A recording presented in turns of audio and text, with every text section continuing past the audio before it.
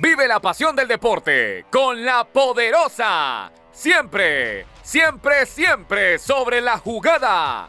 Podcast de Radio América. Episodio 21, temporada 2. Con Edwin Martín Vanegas, director de comunicaciones de la Selección Nacional. Moderado por el periodista Rodolfo Molina. Bienvenidos a un nuevo episodio de nuestro podcast Siempre, siempre, siempre sobre la jugada. Hoy con un invitado tremendamente especial, como siempre, en un episodio nuevo para todos ustedes, para que puedan disfrutar de una plática amena de fútbol, de mucha historia también, porque es un personaje que además tiene mucho recorrido dentro de la institución, del órgano que rige nuestro fútbol. Bienvenido, don Edwin Vanegas, jefe de prensa de la Federación de Fútbol de Honduras. ¿Cómo está? Hola, ¿qué tal, Rodolfo? Qué gusto saludarles y agradecer la invitación que me han hecho a este podcast. De verdad, me siento muy honrado de esta invitación, de poder conversar. Por eso pregunté de qué era, porque estamos siempre hablando de la selección, siempre hablando de la federación. Entonces, mucha polémica, mucho debate, y entonces uno de repente se pone un poquito quisquilloso. Pero agradecido con la invitación, Rodolfo. Don Edwin, ¿cómo resumir así, para comenzar hablando, más de 25 años en el fútbol? Entre querer y no querer. Entre saber que en mi época, cuando me invitaron a ser parte de la federación, yo sabía cómo era la federación. Nadie tenía que contármelo. La federación no tenía condiciones para un oficial de prensa. A quien yo sustituí no tenía una oficina, parecía gitano, no había un equipo, no había tecnología, no había las herramientas para un jefe de prensa. Y además que yo he sido un hombre de televisión, de medios de comunicación, y había estado trabajando en medios importantes. Venía de dirigir 2 medios televisivos a nivel de deportes, entonces siempre uno mantiene esa jerarquía, querer ir creciendo, y sobre todo en aquella época joven, ¿verdad? 27 años menos de los que tengo, y muchas aspiraciones profesionales. No miraba a la federación como el espacio que me pudiese dar lo que yo quería. Sin embargo, la historia es otra. ¿Quién le dio el empujoncito para que tomara la decisión de llegar a la federación? Mi hija. ¿Cómo fue? Yo acababa de salir de un medio televisivo. Ya tenía mi pequeña de 3 años, y ella en aquel momento sufría de asma, tenía problemas bronquiales, y después de 3-4 meses de decir no a la invitación de la federación, mi hija cayó en una crisis de emergencia para hospitalizarla. Bueno, de hecho estuvo hospitalizada. Y los recursos en ese momento no eran suficientes. Venía de tener 4 meses sin estar trabajando, más que colaborando con mi papá, que es un hombre de medios también, viendo algunas posibilidades, y los recursos no. Una noche, regresando de la iglesia, recibí una llamada de don Eduardo Flores y de don Henry Marvin Cabrera. Ya era la 3ª vez en un mes que me llamaban. Esa plaza estuvo vacía unos 3-4 meses. Bastante tiempo. Yo creo que era Dios que me estaba esperando. Y 2 amigos que fueron constantes, perseverantes, y un Dios que me puso la necesidad. Ya teniendo a mi hija hospitalizada y sin tener recursos ni quienes me pudieran apoyar, ese día, una noche, un jueves, no recuerdo la fecha, pero yo entré a la federación un 27 de abril del 98, unos días antes yo acepté. Di el sí. ¿Dónde creció? Porque leía un poco de su historia, y usted ya fue pintor, ¿no? ¿Nació aquí en la capital, nació usted? ¿O de qué parte del país? Yo soy nacido en la capital. Mi mamá nació en Morolica, Choluteca, mi papá en Tegucigalpa, pero mi abuelo paternal de Olancho. Entonces se unen esas 2 ciudades, pero yo soy nacido aquí en Tegucigalpa. ¿Cómo fue su niñez? Normal, pero con muchas necesidades, en una familia pobre. Mi papá locutor, luego con los años se convirtió en periodista graduado, Y mi mamá, que cursó hasta el 6º año de la escuela primaria, vino aquí a Tegucigalpa a los 12 años y se convirtió en modista. Hoy tienen otro nombre más sugestivo de las grandes marcas, pero mi mamá en aquel momento nos crió a 6 hijos, haciendo comida, vendiendo comida y haciendo tortillas, Rodolfo. Hoy lo miran a uno y dicen que las posiciones llegan ahí nomás. Y desde los 8 años, junto con mis hermanos Roberto Edgardo y Eduardo Lenín, trabajamos en un taller de balconería y hojalatería. Y los 3 nos puso a trabajar mi mamá porque no había suficientes recursos para mantener una familia de 6 hermanos. Viviendo hoy se le dicen apartamentos, ¿verdad? Volvemos a lo sugestivo y lo que nos gusta. En aquella época se les decía cuarterías, ¿verdad? Habían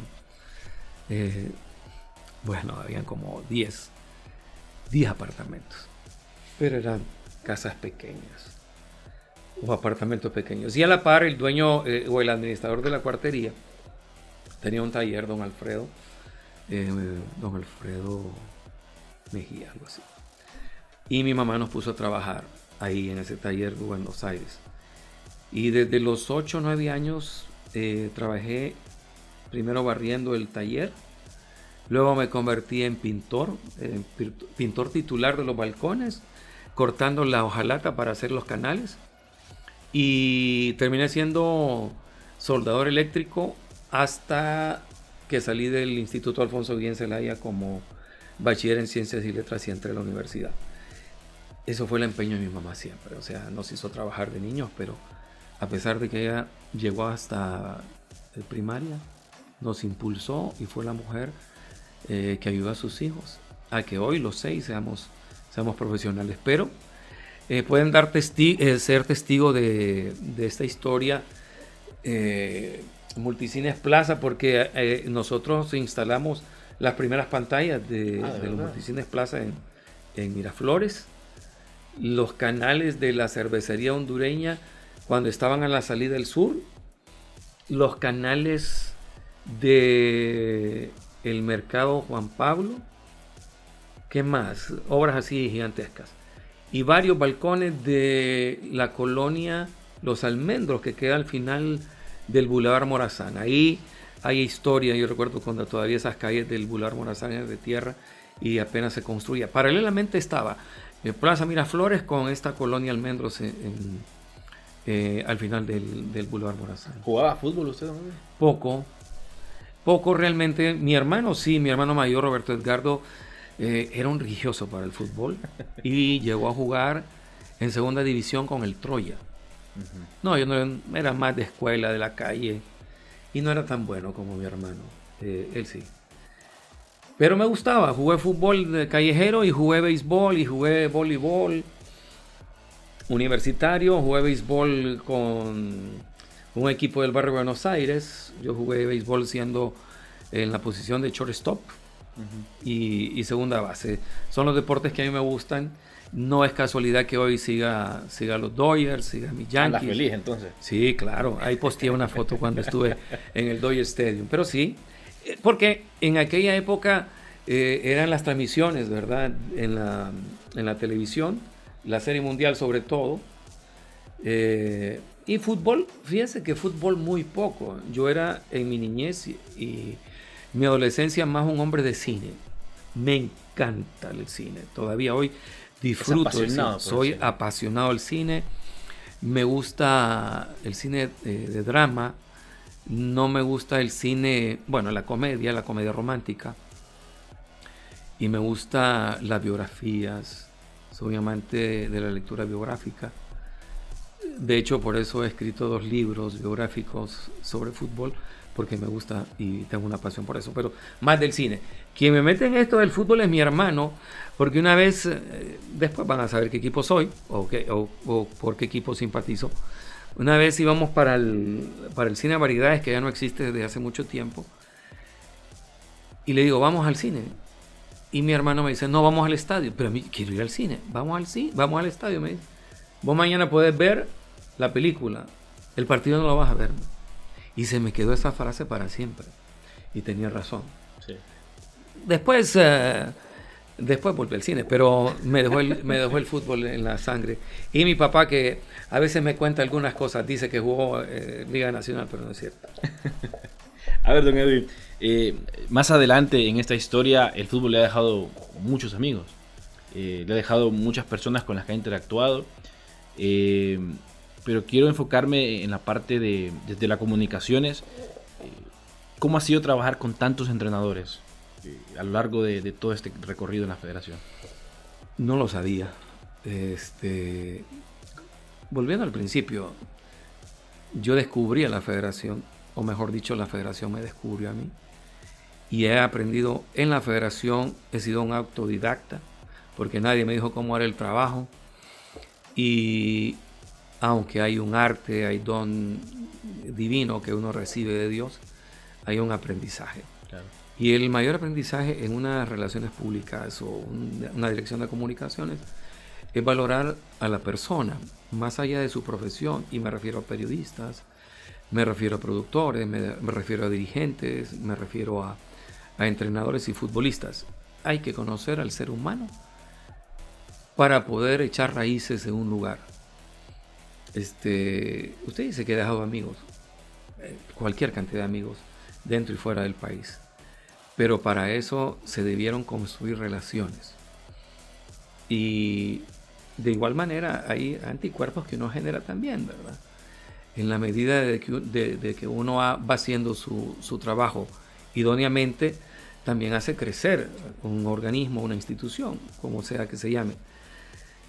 Porque cuando yo acepto entrar en la federación, nadie quería estar en la federación. Hoy pregunta quién quiere estar en la federación y habrá cualquier cantidad de candidatos. Pero lo más importante es valorar al ser humano. El entrenador es persona antes que entrenador. El futbolista es entrenador, es persona antes que futbolista. Un periodista es persona antes que ser periodista. Entonces, no hay que estudiar, hay que conocer a la persona. Y sobre esa valoración es que podemos generar una sinergia con la persona y ser siempre, desde mi ángulo, un colaborador. A ver, don Edwin, en un homenaje que le hicieron a usted hace un año, si no me equivoco, por sus 25 años de carrera dentro de la federación, usted dejaba una frase que a mí me llama mucho la atención: aprender a decir que no. ¿Cómo fue que aprendió eso? Porque a veces decir que no le puede generar enemistades, personas molestas, muchos problemas. Deja de decir que no. Fíjese que me alegra la pregunta, porque es una escuela que le he dejado a mis hijos. En Honduras, bueno, a Luis Suárez le aprendí algo. Él estuvo en el país 4 años, un poquito más de 4 años. Y él me decía, en Honduras es un sí, pero no. O sea, yo le puedo pedir un favor, yo puedo solicitar cualquier cosa y siempre decimos, sí, no hay problema. Sí, no hay problema, no te preocupes. No, contá con eso, no te preocupes. Pero no es cierto. Por el contrario, un sí así, no te preocupes, es preocúpate. Eso lo aprendí con un tesorero de la federación, a quien yo le guardo respeto, mi amistad y mi aprecio. Fue el que me enseñó. Y no es que me lo dijo, sino que él como escuela. Y era así. Cuando le decía, mira David, tengo esta situación, ¿puedes apoyarme? No, fíjate que no puedo. Por esto y esto. Pero sí puedo con esto. Puedo apoyarte con este crecimiento. Y era un no. Y cuando era un sí, yo sabía que contaba con ese favor, con ese apoyo. Y estoy hablando hace ya 20 años. Cuando uno dice no, es porque no puede, porque las posibilidades son en extremo no, en un extremo no. Y la prensa, la dirigencia, inclusive algunos presidentes, se los he expuesto. No se puede. Y aunque su ánimo sea de un sí, es preferible generar otra opción, pero partir de un no factible. y de un sí que sea propio, genuino, que esa es una esencia. Entonces, ese es un aprendizaje, yo creo que debe ser cultural. Quitarnos ese sí pero no, pero decir sí, puedo y no. Y eso granjea aprecio, sinceridad y de alguna forma estrechez, porque saben que van a contar conmigo, que van a encontrar en mí un consejo, una valoración de las posibilidades que hay en determinadas circunstancias. Ahora bien, don Edwin, ¿alguna vez se ha planteado, y le pregunto porque tiene un amplio recorrido en este rubro, las relaciones públicas, ser catedrático universitario? Sí, pero no ahora. Pienso que las cosas llegan por su peso. Creo que puedo dar mucho al fútbol. De hecho, ahora que usted recuerda los años que tengo en la federación, hay quienes, sobre todo en las redes sociales, uno encuentra muchos bots, ¿verdad? Sí, claro. Y yo comprendo que por qué tanto tiempo, que ya debería dejar esto. Hay un canto que dice, que se refiere a las personas mayores. Aunque yo ya soy una persona mayor, me siento un hombre genuino, un hombre actualizado, un hombre estudiado, un hombre que ha sido un autodidacta y que puedo seguir aportándole. Hay quienes dicen que hay que darle espacio.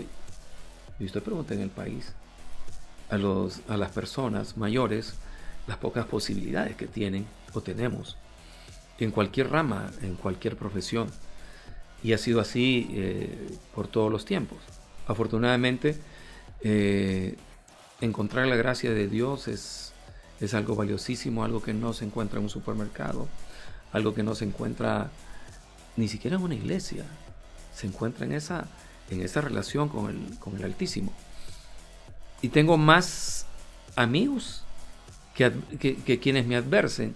¿Qué detractores? ¿Qué detractores? Inclusive he tenido detractores por años, Rodolfo. De Tegucigalpa, de San Pedro Sula y de La Ceiba, o de otras ciudades. Y siempre las he atendido profesionalmente, muy profesionalmente. Hace unos 6-7 meses, un periodista sanpedrano lo dijo al aire: yo he tenido diferencias con Edwin Vanegas, y ya ni se acuerda por qué. Ni yo tampoco, ¿verdad? Pero, y él públicamente lo dijo, yo hoy bajo mis armas porque reconozco en Edwin Vanegas un profesional, y empezó con los elogios.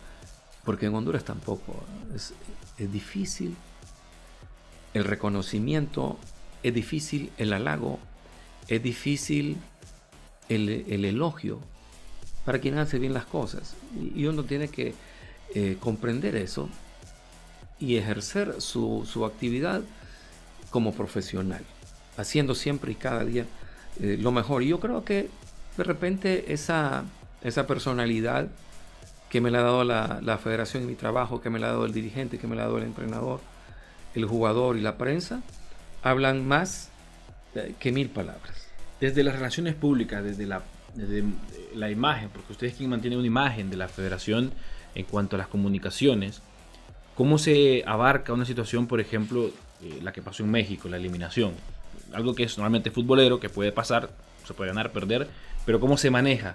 Porque después está la parte de la prensa de opinión, que toda la prensa de opinión, a veces algunos sobrepasan la línea, pero la opinión está ahí, la crítica fuerte hacia el entrenador, hacia la selección, los jugadores, hasta los federativos también.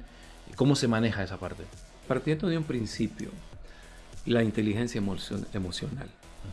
Conociendo el antecedente, conociendo nuestro terreno, conociendo a la prensa, a la afición. Y yo lo voy a poner con un ejemplo, porque lo que pasa con México ha pasado con Jamaica, ha pasado con Canadá, con Panamá, con Costa Rica, etc. Hemos tenido resultados adversos y hemos tenido resultados soberbios. Entonces, cuando tenemos inteligencia emocional, cuando tenemos un criterio, debemos valorar las emociones y sensaciones del aficionado, de la prensa y de todo un entorno. Digo esto porque le voy a poner el ejemplo. Y somos nosotros, el hondureño. y es propio de la naturaleza del fútbol a nivel global, a nivel mundial. Generamos de todo un debate, generamos de un resultado, una crisis, etc. Y esto es reciente. Estuvimos con la selección acompañando al equipo del profe Rueda en los partidos contra Guayana Francesa y contra Jamaica. Ganamos a Guayana Francesa. Y ahí es una obligación ganar. Y ahí hay que ganar por goleada. Y ahí hay que ganar, hay que traer los 3 puntos. Se ganó en una cancha difícil.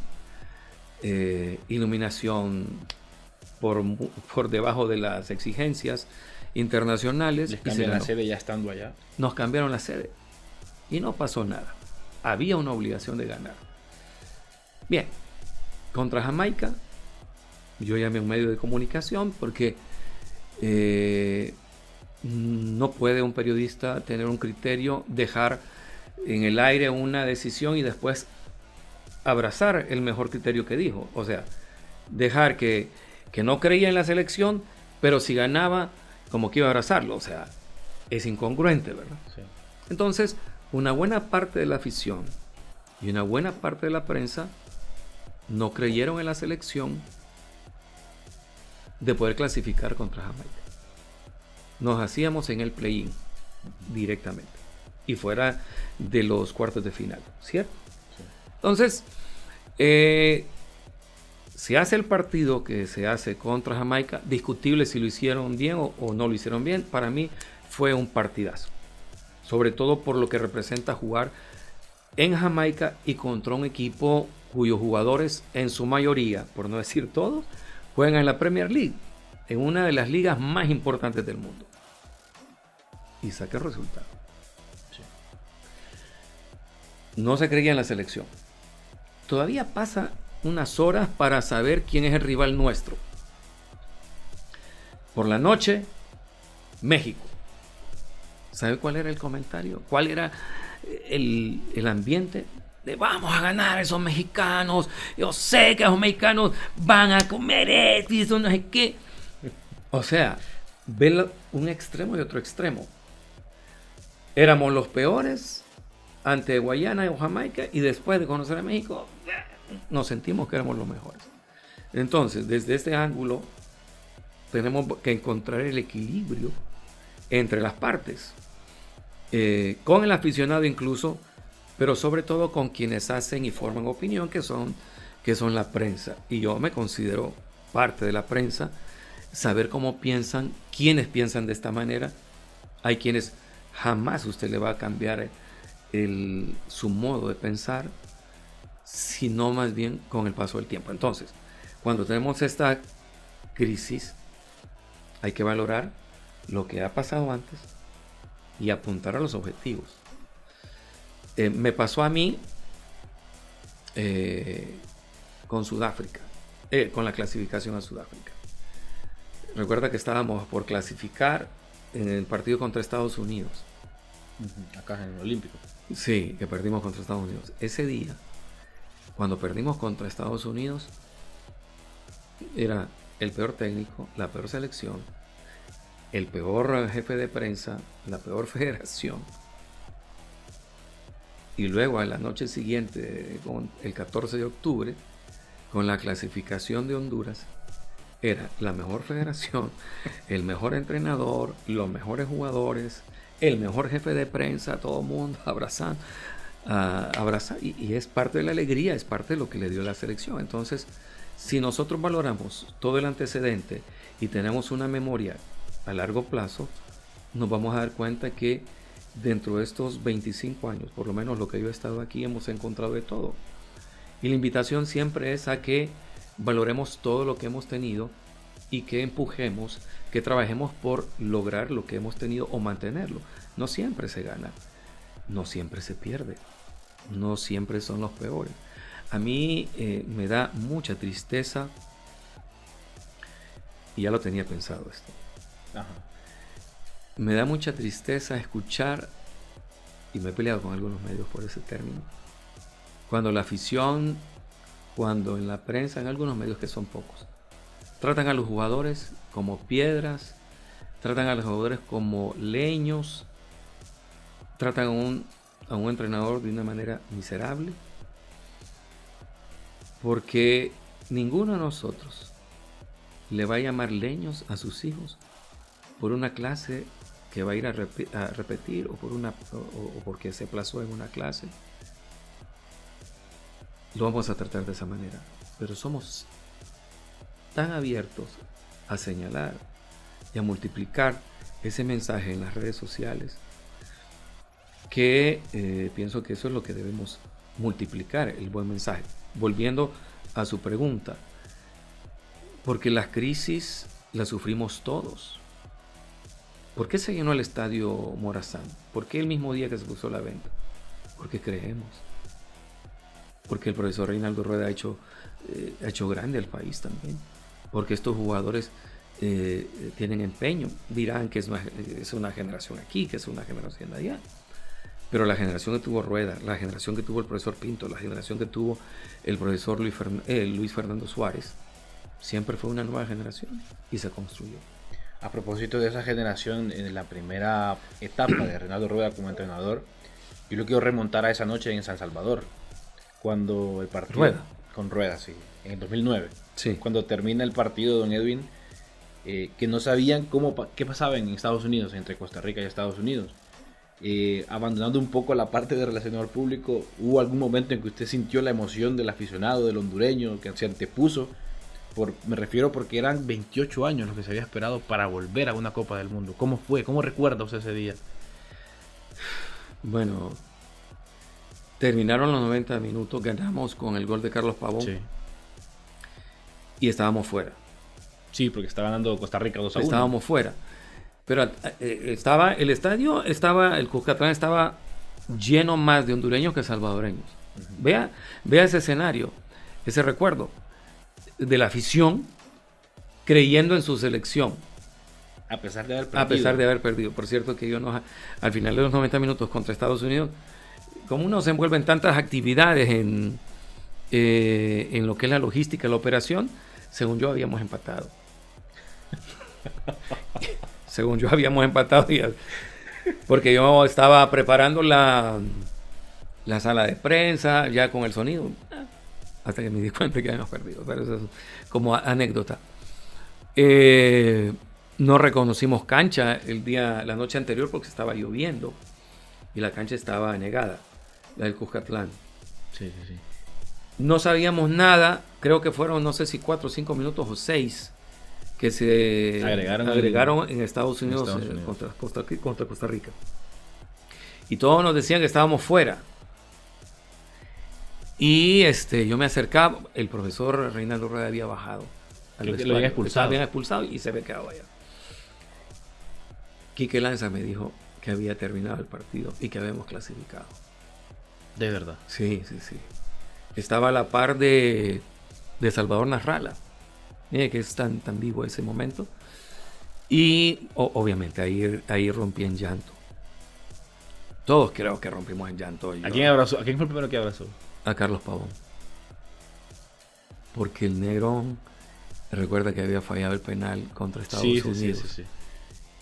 Y fue el que más fue golpeado a nivel de la crítica, y que es Carlos Pavón, la sombra voladora. Y él estaba, creo yo, en paralelo a la banca nuestra. Todos estaban llorando. Y más adelante estaba Julio César, él sí, sin la camisa de la selección y llorando porque estábamos fuera. Cuando ya les transmito esa información, ya todos rompimos. Ahí el Edwin Banegas, el jefe de prensa, desapareció. Porque también para un jefe de prensa de una federación es una asignatura pasada. Es una asignatura. Claro. Porque ya había tenido la experiencia de la frustración, de la tristeza y ver a mis hijos llorar a llanto tendido, a moco tendido en el Olímpico cuando perdimos contra Trinidad y Tobago. Cuando se nos fue entre las manos, como el agua entre las manos, la clasificación al Mundial del 2002. Perdón, del 2006. El 2006. Con Ramón Enrique. No, el de no, Ramón el Enrique. 2002 fue Corea, Ramón Enrique, 2001. Corea y Japón. El 2006 ya fue otra historia porque cerramos con el profe Chela Tuclés. Entonces ya tenía dos aquí en la espalda. Entonces... ¿Su primera fue la del 98? No, yo entré en el 98 en abril. La eliminatoria del 98 terminó en el 97. Entonces ya es como una misión cumplida, ¿verdad? Y la misión es con la afición, con el pueblo hondureño. A propósito de esa eliminación del 2001, se han hablado muchísimas cosas de esa semana previo al partido contra Trinidad y Tobago, don Edwin, pero la verdad es que pareciera que fue algo raro, porque la pelota no quería entrar. O sea, se intentó por todos lados desde lo futbolístico y no quería entrar. Era como si a veces yo llego a pensar, como aficionado, yo pensaba en aquel momento, estaba niño yo, pero yo pensaba, algún castigo, estamos pagando algo. No. Le voy a hacer una analogía, porque yo me pongo, y usted ha estado en las conferencias de prensa, sí. Y suelo tener algunos diálogos, unos conversatorios con la prensa, y tuvimos una discusión de que nos salvamos en este partido que ganamos 2-0. O sea, ponemos en duda todavía nuestra victoria. Allá en San Pedro Sula, un par de periodistas de 2 medios importantes me dicen, no, es que tuvimos suerte. Y yo les digo, es que no apuntaron bien. No fueron capaces de anotar a los mexicanos. Incluso yo no conozco a los jugadores mexicanos. No soy un ferviente seguidor de los jugadores internacionales. Yo soy más con los nuestros. Y hay una jugada, un remate, que pasa cerca del vertical derecho de Edric. De Julián Quiñones. Bueno, ahí está, yo no sé. Sí. Y me dice, es que no, le pegó y le pegó mal. Y no le pegó con el pie, le pegó con la rodilla. O sea, ¿qué pasó? Le pegó mal. Técnicamente le pegó mal. Entonces, ¿qué pasó en ese partido? Fue un mediodía impresionante del guardameta de Trinidad y Tobago, y había que ganarle a alguien. Trinidad y Tobago no había ganado un partido durante esa eliminatoria y nos ganó aquí. A veces es un karma, ¿verdad? No funcionó los horarios contra Canadá, contra México inclusive, pero contra Trinidad y Tobago jugamos al mediodía en esa época y ellos jugaron en su ambiente. Sí, ¿verdad? Definitivamente. Hay una afección para el jugador bajo ese clima que le favoreció seguramente a Trinidad. Y sí, fue una tarde inolvidable. Como que el resultado estaba en nuestras espaldas. Y las sensaciones fueron de tristeza y frustración. Y tendrá mejores respuestas Ramón Enrique, que nunca le explicaba a mis hijos, porque fueron mis hijos los que quedaron llorando ahí en el lobby del Estadio Olímpico. No, es inexplicable lo que pasó. Ahora, don Edwin, ¿qué mundial como tal, ya el mundial, la Copa del Mundo, disfrutó más? ¿2010 o 2014? Bien difícil la pregunta, porque no ganamos. Porque no ganamos y esa es otra asignatura pendiente. Como federación, como selección, tenemos esa asignatura que no la hemos cumplido. Y más allá de eso, hay 2 series olímpicas que han pasado a un segundo plano, pocas veces valorado, que son los Juegos Olímpicos de Luis Fernando Suárez en Londres y los Juegos Olímpicos del 2016 de don Jorge Luis Pinto. En Brasil. Fuimos cuartos. Fuimos cuartos. Es una historia que tengo pendiente de escribir, porque le ganamos a España.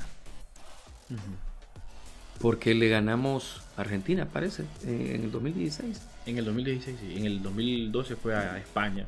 Entonces, competimos contra Brasil. Eso nos da una gran lección, más allá del resultado. Nos da una lección que los hondureños somos capaces. Y lo digo a gran escala, en cualquier posición, en cualquier profesión. Pero le damos poco valor. Hay que darle valor a las clasificaciones de los mundiales, porque han sido impresionantes, porque hemos dejado equipos grandes fuera. Pero esas 2 clasificaciones, o participaciones, mejor dicho, en Juegos Olímpicos han sido impresionantes. Ahora bien, don Edwin, usted como si de repente se para ante a un escenario, un aula de clases.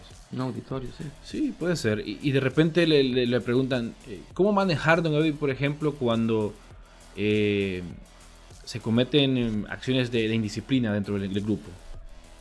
¿Cómo se maneja eso de parte de las relaciones públicas? ¿O cómo tiene que actuar el relacionador público? Buena pregunta. Hay cosas que es mejor no saberlas. Porque seguramente pasan. Y hay otras que uno debe ser frontal. Pero normalmente evito estar en los vestuarios. Bueno, es como parte de un aprendizaje. Vestuarios y charlas técnicas. O reuniones entre federativos y jugadores, o reuniones cuerpo técnico y jugadores. Porque cuando se ponen de inicio una normativa, reglas de comportamiento, normativas que no están escritas, de disciplina, pero que nuestras carreras, hablando de los futbolistas, las comprenden y las cumplen. Entonces, creo que yo recuerdo palabras de Edwin Pavón. Esos son secretos de alcoba. Abro comillas, cierro comillas. Son secretos de alcoba. Lo que pasa en un vestuario, lo que pasa en una charla técnica, etcétera, etcétera. Y es mejor no saberlo. Por eso me decía Jorge Luis Pinto, nunca me deja entrar a nadie a la cancha, a sus entrenamientos. Decía, y es que yo lo dejo, usted me deja entrar a su oficina. ¿Cuándo he entrado yo a su oficina sin permiso? Y uno aprende en esa medida. Yo creo que todos los jefes de prensa tienen esa normativa. Él entraba, para entrar a mi oficina, tocaba 10 veces, y así de reojo. Yo sabía por qué lo hacía. Pero sí, hay que ser frontal. Porque cuando hay una situación de indisciplina, normalmente un jefe de prensa no la va a saber. Excepto que se la cuenten los protagonistas. Muchas veces sabe más rápido un periodista un acto de indisciplina o una situación anormal que el propio jefe de prensa. Le voy a decir por qué. Y un jefe de prensa es mal comprendido. Hablando de jefe de prensa de fútbol o de cualquier posición. Funcionarios, ejecutivos, oficiales. El jefe de prensa de un organismo es el que debiese saber todo. Abro comillas y cierro comillas. Pero no siempre sabe todo. Y el primer señalado por alguna fuga de información es el jefe de prensa. Sí. Y no es cierto. Justo por eso es que debemos tener un profesionalismo, pero bien apegado. Porque sabemos que el primer culpable, teóricamente, por una fuga de información es el jefe de prensa. Yo he sufrido eso. Porque muchas veces se cree que Edwin Banega es el que maneja la información. Y a veces es preferible no saber, porque me van a llevar a un cuarto oscuro y me van a poner con las esposas y yo realmente no. Me van a hacer llorar, me van a torturar, pero sin saberlo siempre se dirá la verdad. Bastante compleja la situación, porque normalmente uno dice, no, pero hay que preguntarle al jefe de prensa, él sabe. O sea, esa es la creencia que existe aquí en el ámbito. Yo lo digo por mi experiencia. Hay un hombre al que yo le guardo muchísimo respeto y admiración, a don José Rafael Ferrari. En mi carrera profesional dentro de la federación hay un antes y hay un después de don José Rafael Ferrari. E incluyo a don Juan Madrid, porque fueron los que me dieron la confianza cierta para ejercer con autoridad mi posición. Claro, don Rafael Ferrari fue un hombre de medios, donde dejó un gran legado, pero él conoció mi trabajo antes como comisario de la liga y como oficial de prensa de la liga. Porque Juan Carlos Pineda, yo dejé el puesto, y esto la gente no lo sabe, yo dejé el puesto de jefe de prensa para ocupar el cargo de secretario adjunto. Y en ese ínterin, don Chelato Cles tomó la selección y le pidió a Juan Carlos Pineda Chacón que asumiera su rol. Juan Carlos Pineda Chacón, toda una personalidad del periodismo deportivo con altos reconocimientos. Y usted le pregunta a Juan Carlos hoy y tendrá una respuesta. Lo difícil que es trabajar con la prensa. Él estuvo en esa posición. No es lo mismo trabajar en un equipo, en un club, que trabajar en el equipo nacional, en el que todos los ojos están sobre una selección. Entonces, la sala de prensa, la dirección de comunicaciones, se trataba de otra manera. El jefe de prensa no acompañaba a las elecciones. El jefe de prensa se quedaba en su ciudad. Yo le digo a Ramón Enrique, y se lo digo sinceramente, a veces don Ramón Enrique, con quien tengo una amistad muy estrecha, siempre dice, es que ustedes siempre arroparon a Reinaldo Rueda, dice, lo cobijaron con los medios y con lo demás. Y yo siempre le dije, es que no quisieron un jefe de prensa. Y eso pasa con los entrenadores muchas veces, y sobre todo con los hondureños y con los clubes. Y lo digo como consejo. Un oficial de prensa en los clubes es fundamental. Fundamental. Entonces, vuelvo a lo de don Rafa. Él creyó en mí, y le voy a decir, con Osman Madrid, porque él fue gerente de la selección, tuvimos conatos, discusiones, nos alteramos y todo lo demás. Y yo siempre, dentro de la cancha, ¿verdad? Como gerente y yo como comisario. Y siempre traté de no hacer personal, de no volver con personal esas discusiones. Porque en el estadio nos decimos cualquier cantidad de cosas. Sí. Los jugadores, entrenadores, los árbitros, etc. Y hay historias incontables que no se contaron. Y a pesar de eso, don José Rafael Ferrari, don Rafael Leonardo Callejas y Osman Madrid creyeron en la labor que podía hacer como oficial de prensa. Y renuncié al cargo de secretario adjunto de la federación. Usted sabe qué significa eso. Sí. Es un cargo importante, renunciar, un cambio dramático. Y hasta puede hacer también un albur. No sabe qué va a pasar. Y le digo, eso fue un motivo de Dios, porque estaba pasando una temporada difícil con esa posición. Serias dificultades. Estuve, y no las quiero manejar públicamente, estuve a punto de abandonar la federación. Y llegó en el momento preciso. Me llamó don Rafael Ferrari. ¿Y cómo decirle no a don Rafael Ferrari? Era difícil. O sea, mi agradecimiento eterno, porque son Edwin Vanegas, desde aquel momento al Edwin Vanegas de hoy. Para ir cerrando un poco, don Edwin, anécdotas muchas, ¿no? Con bastante. Varios entrenadores. ¿Alguna que recuerde, ya sea con Rueda o con Suárez? Bueno, ahora con Rueda, que es actualmente también el entrenador de la selección. Fíjese que si hay alguien que agradeció lo que fue mi trabajo con él, fue Luis Fernando Suárez. Y saben que a veces uno se deja llevar por la primera impresión, como cuando uno se enamora por primera vez, ¿verdad? Que se enamora de ojos, se vuelve platónico. Cuando la comisión de selecciones anuncia a Luis Fernando Suárez, y yo le empiezo a estoquear. venía de participar en la Copa Mundial de Alemania con Ecuador. Con Ecuador.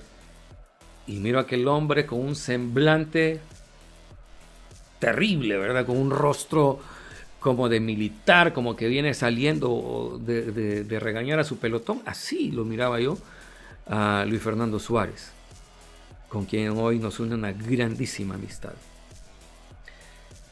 A Luis Fernando Suárez, la prensa hondureña lo vetó, lo censuró en una conferencia de prensa en la Federación. Estaba junto a don Alfredo Jawid Vanegas, presentó una convocatoria y los periodistas, y me reservo los nombres, se pusieron de acuerdo para no hacerle una sola pregunta al profesor Luis Fernando Suárez. Me pareció fuera de tono esa decisión, pero muy respetable, ¿verdad? Yo creo que el periodista también muchas veces no se le da el respeto, y eso lo podemos hablar en otro podcast.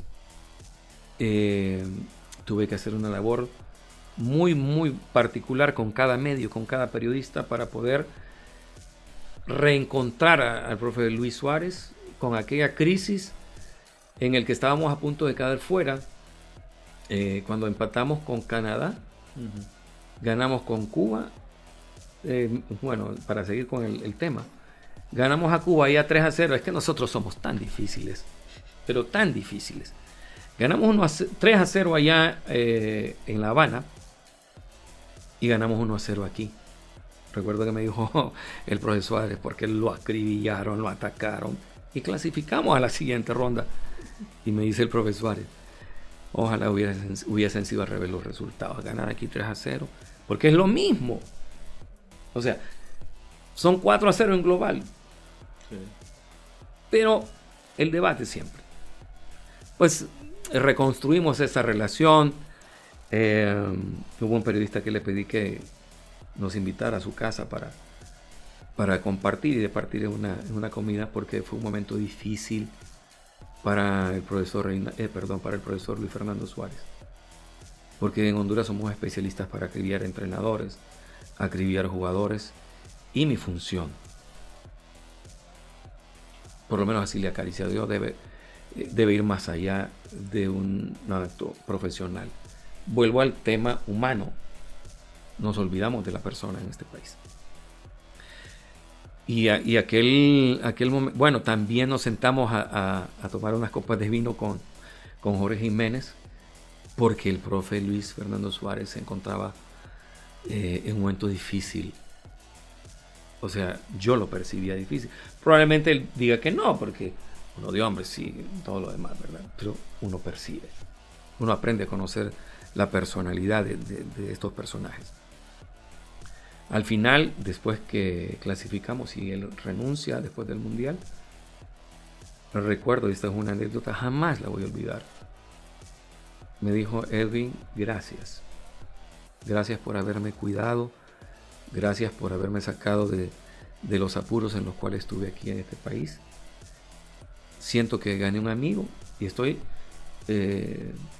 parafraseando porque hubo otras palabras. Pero para mí eso fue lo más importante. Lo guardo aquí en mi corazón porque él hizo otras cosas también por mí a título personal y a título familiar. Porque ese es el ser humano. He tratado de fortalecer amistad profesional, pero amistad también cercana con quienes yo trabajo o a quienes yo les presto ese servicio.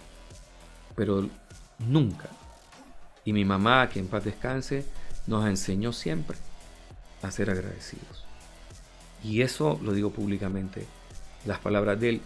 Y la otra, que es también generado con otra polémica, porque los triunfos pasan. Hubo un maltrato con Bora Milutinovic. Y esto es a nivel profesional, esto es una cuestión mía. Volviendo, porque yo hablo con presidentes de clubes en Honduras y siempre les recomiendo, tengan un jefe de prensa, por el amor de Dios, tengan un jefe de prensa. Ciertas personas en aquel momento tomaron a Bora Milutinovic de manera personal y lo alejaron de la jefatura de prensa. Y a Bora Milutinovic se le maltrató porque no estábamos acostumbrados, la prensa no estaba acostumbrada a un entrenador de alto nivel que tenía 4 o 5 mundiales ya a sus espaldas, y nosotros teníamos unos tantos años de no ir a un mundial,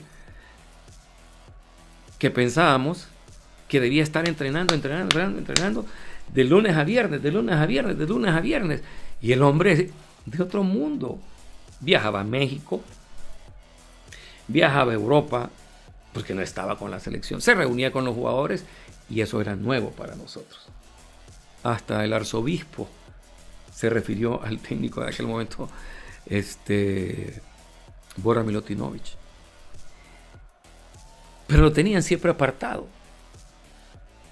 Cuando él decide renunciar, bueno, y los resultados siempre le acompañaron.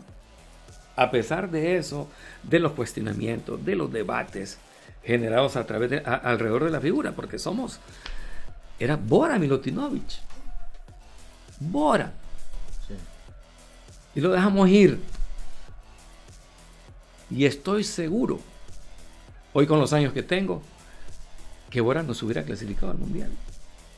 ¿Está convencido? Sí, estoy convencido porque, bueno, nosotros como periodistas trabajamos, tenemos un trabajo, suena arrogante de repente, es intelectual. Yo le comenté al inicio que yo trabajé como obrero. Te estoy diciendo que yo martillaba la hojalata para formar los canales, las láminas. Era un obrero. Y me formé en las aulas. Orgullosamente soy egresado de la Universidad Nacional Autónoma de Honduras. Pero el trabajo del periodista es otro. Es de relacionarse, de escribir, de presentar una noticia. No nos vean de otra manera. De relacionarse, de interactuar con el valor humano. Y en aquel momento lo alejaron. Porque eso sí, en Honduras todos sabemos de prensa. Sí. Todos queremos saber de prensa. Pero me tomé el tiempo para despedir al profe Bora. La última vez que lo vi fue en Houston, en una Copa de Oro. La última Copa Oro. Antes del Mundial de Qatar, porque era el embajador de Qatar. O sea, es otro nivel. Es otro nivel. Y cuando me despido de él, me dice, Edwin, con su acento yugoslavo o serbio, Edwin, me equivoqué. Tú debiste estar siempre conmigo. Y eso le hace sentir a usted, por supuesto, mucha gratitud, mucha alegría, alegría. Llena de confianza. Me llena. También. Eso, porque, bueno, además que en Honduras tampoco es que le van a decir qué buen trabajo. No estamos acostumbrados a eso. Sí. Pero con estos dos ejemplos de Luis Fernando y de Bora, más allá de los resultados, más allá de las clasificaciones, de los logros de selecciones, es esa gratitud de las personas a las cuales yo atendí. Eso me permite saber que las cosas se hacen bien. Porque esto no es de carácter público. Usted porque me lo pregunta y yo porque te quiero contar. Pero no es de carácter público. O sea, el valor humano va más allá. Es backstage. No se ve. Claro. Y esas son parte de las anécdotas que yo las refiero y las comparto a mis hijos sobre todo, porque dos de ellos se dedican a este rubro, uno a nivel administrativo, privado, y otro directamente con el fútbol. En esto siempre hay que ser agradecido. Don Edwin, y sin lugar a duda, agradecerle a usted por haber aceptado esta invitación. Sabemos que recién se viene bajando del avión. Sí. y pasa muy ajetreado porque la gente piensa que solo es la selección mayor, pero también hay otras selecciones, están las selecciones infantiles, y no hablamos del montón de mundiales juveniles que tiene por ahí usted en la espalda. Sí. Pero también me gustaría pasar a una etapa del podcast donde yo le voy a hacer unas preguntas rapiditas, cortitas, en un segmento al que hemos llamado Mano a Mano. Entonces, en este caso, será mano a mano con Edwin Vanegas. Esas son las difíciles. A ver, ¿qué no le gusta de las personas? La hipocresía. ¿Quién es su mejor amigo? Carlos Maldonado. El entrenador del seleccionador nacional con el que mejor relación tiene. Con todos. Un país al que iría de vacaciones. San Vicente. Y le digo por qué. Es en el Caribe. Me encanta la educación de los sanvicentinos. Me encantó, y eso que fue hace como 13 años. Y luego estaba encantado con dos países ultra desarrollados, y hoy no iría de vacaciones.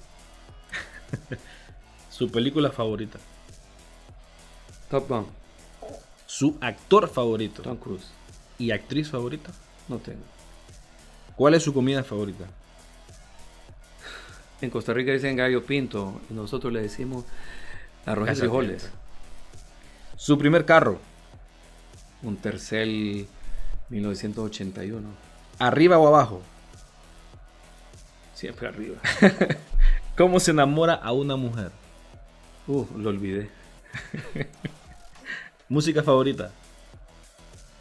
Yo soy ochentero y mi grupo favorito, o la música favorita para mí es el pop music, y mi grupo favorito, si es otra pregunta, son los Bee Gees. Si estuviera en un karaoke y le tocara pedir sí. una canción, ¿cuál pediría? He ganado un karaoke en Guatemala con mi hija, Bailar Pegados, de Sergio Dalma. Qué grande. A ver, ¿baila usted? Pegado. Ahí está. ¿Cuál es el mayor reto para Edwin Vanegas a futuro? Escribir el tercer libro, que ya lo concretamos, ya empezamos a hacerlo, porque cuando yo llegué a la federación, busqué y no encontré algo que identifique al fútbol. El fútbol, aunque tiene una rica historia, muy pocas, casi nadie ha escrito sobre el fútbol, la historia del fútbol. Escribí Catrachos al Mundial, y ahí está la historia de selecciones nacionales antes de España 82.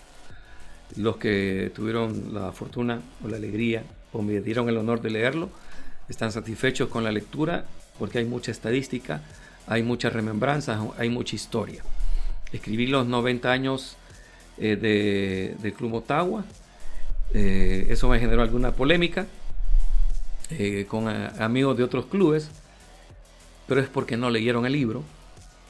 No lo leyeron, y cuando digo esto con mucha sinceridad, me lo dijeron Olimpia, me lo dijeron España, me lo dijeron Maratón, me lo dijeron de la UNA, porque estoy seguro que no lo leyeron.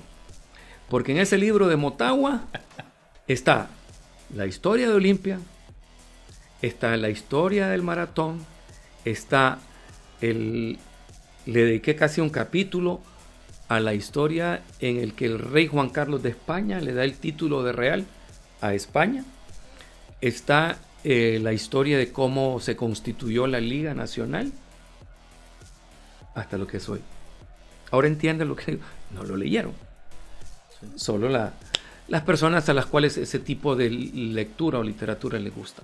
Hoy puedo alegremente decirle que ya estoy trabajando en el tercer libro, y el cuarto lo comencé el año pasado. Es una autobiografía dedicada a mi mamá, que falleció este año, y espero la biografía terminarla el próximo año, porque creo que es lo que uno puede dejar.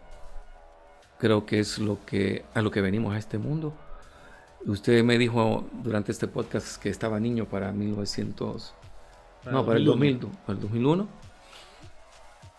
Y si yo puedo dejar esa historia, no digo legado, eso sería demasiado, una historia en la cual las nuevas generaciones puedan leer y saber de dónde venimos, y no reprochar nuestro pasado, porque eso es lo que hacemos de manera constante en nuestro país, reprochar de dónde venimos, y tenemos una riqueza. Yo no puedo hablar de política, no puedo hablar de empresa privada, puedo hablar de lo que puedo hablar, el fútbol, y en fútbol tenemos una historia riquísima que nos puede ayudar a construir un futuro mucho mejor. Una última pregunta, ¿de qué equipo es aficionado Eddie Banega? Fíjese que yo debo ser honesto, nadie, ni los árbitros, ni los entrenadores, menos los periodistas, porque ahora son abiertos para decir yo soy de este equipo, yo soy del otro. Pero yo sí puedo decir que he sido Motagua. Pero hoy me abrazo con la capa de todos los clubes, porque son la selección nacional.